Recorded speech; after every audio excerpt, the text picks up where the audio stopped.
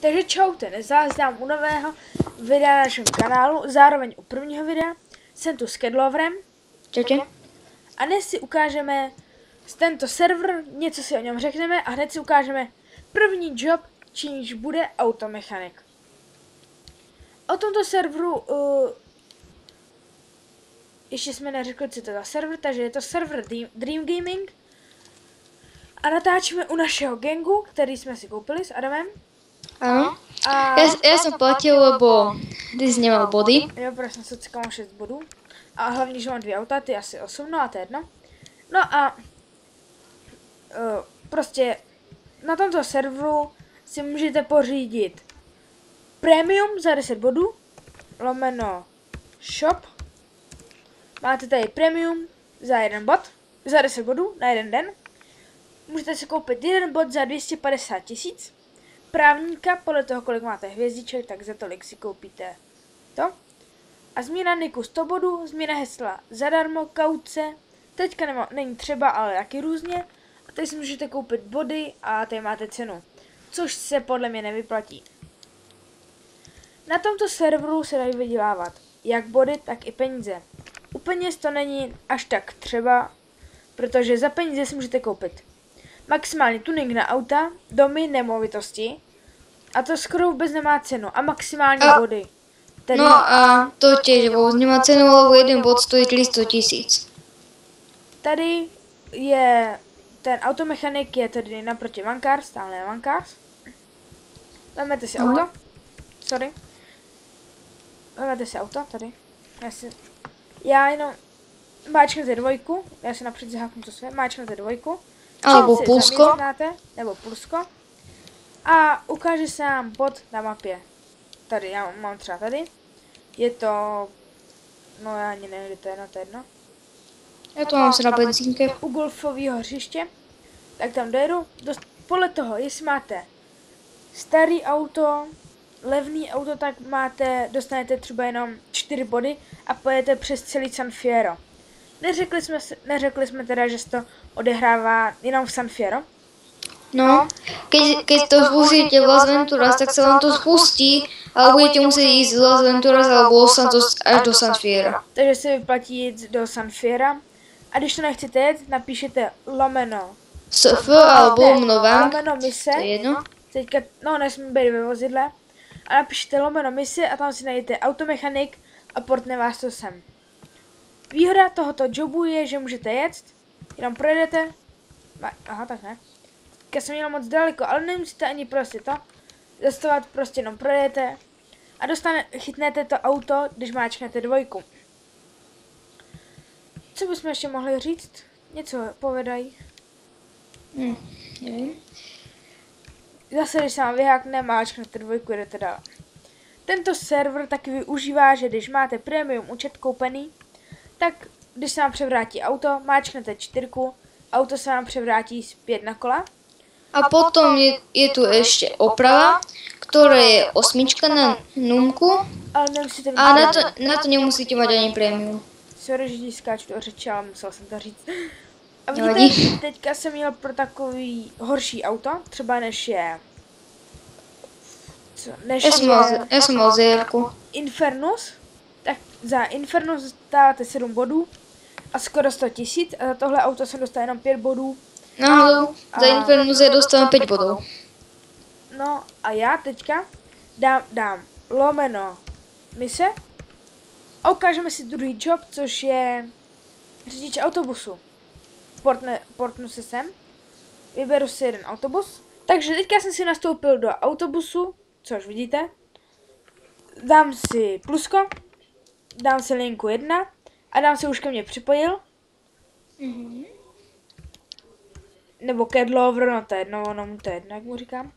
Tady si vyjedete do checkpointu, počkáte 5 vteřin. A když vyjedete, musíte čekat znova. Dostanete 1 bod a 15 000. Moc se to nevyplatí, ten automechanik je lepší, jak jsme ukazovali. No, A linka... tu idete dlhú trasu a za jeden jackpot je 1 bod. Linka 1 je jako kratší, ale ta linka 2 to neovlivní, že je delší, nedostanete víc bodů. Prostě tam je, kolik projdete těch checkpointů. Jako, A tam vidíte cez kopec a tak. A keď idete cez ten kopec, tak sa môže stať, že proste ho nevidíte. Skončí vám čas. asi tak, no. Já radši na to automechanika. No, tiež. A není to ani tak náročné. A vždycky, když si spustíte nějakou misi, to jsem neřekl, tak vás to portne do Mission sveta. mission světa a takže prostě normální hráči vás zabít nemohou. Prostě jste jinde než oni, v jiném světě, to asi chápete. A zabiť vás môže iba ten, čo je v tom mission svete. Jo, takhle se můžete vybourávat, ale jako to je pěkná sviňárna. Já mám 4 checkpointy, 60 000, 4 body. Moc si to jako nevyplácí, jak říkám já. No.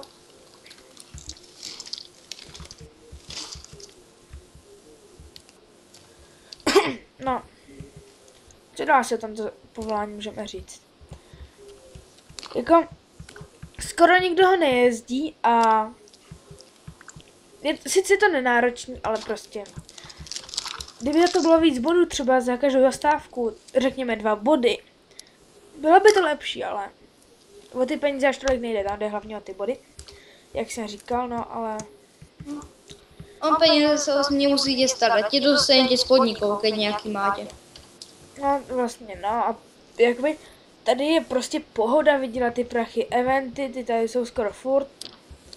Potom, já nevím, někoho zabijete, on má u sebe třeba 5 milionů, nebo vám někdo daruje 10 milionů, prostě, že se mu jenom tak chce, to jako peníze stejně neřeší. No. Peniaze sú tu iba na domy, ktoré sú na nič a na body.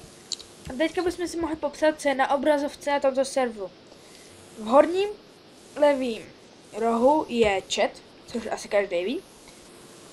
Vedle chatu, takže v pravým, je, co máte za zbraň, život, kolik máte peněz. No, to je normálne, to je v single playeri, ale je tam pridaný dátum. Reálný čas. Dátum 22.1. Potom reálny čas ešte tam je.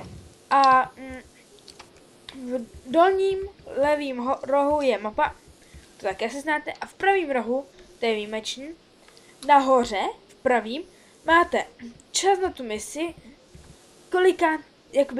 kolikátým jste projeli checkpointem, kolik máte peněz za tu misi a kolik máte za tu misi bodů. Pod tím máte body, tam je kolik máte bodů celkem. A pod tým je, ktorý hráč sa kam odportoval a upravil si vozidlo. A nebo se zabil, no, různě. A ještě pod tím je, jakou jdete rychlostí, nakolik máte rozbitý vozidlo a No. to je asi vše. Akurát, jo, Potom ešte úplne dole vám píše názov Dream Gaminga, koľko je online hráčov, koľko je online premium hráčov a koľko je online administrátorov. Přesně, a máte tady nějaký základní, jakoby, ty příkazy. Tops, achieve, jo, a na tomto serveru dostáváte achievementy. Čo môžeš rovno ukázať? No nemůžu, já jsem teďka v misi. Až dodělám misi, tak v achievementech to máte třeba zabijete 100 hráčů, jste King Killer, takže prostě dostanete 50 bodů za to, že jste zabili prostě, já nevím, tolik hráčů. Potom sú tam ešte achievementy ako za sumo. Sumo je tu taká ako zadať minihra. Tu vám ukážem v dalším díle. A taky, když dostanete tady peníze, tak mě teďka zrovna zmizely, nevím proč, ale když napíšete lomeno banka, tak vás to nikam neodportuje, ale dáte si vložit peníze, tady vám to ukáže, jako máte částku, tak snad dám těch 5000 a je vidět, že mám tady 12 milionů. Takže u dalšího videa se uvidíme a zatím čaute. Čaute.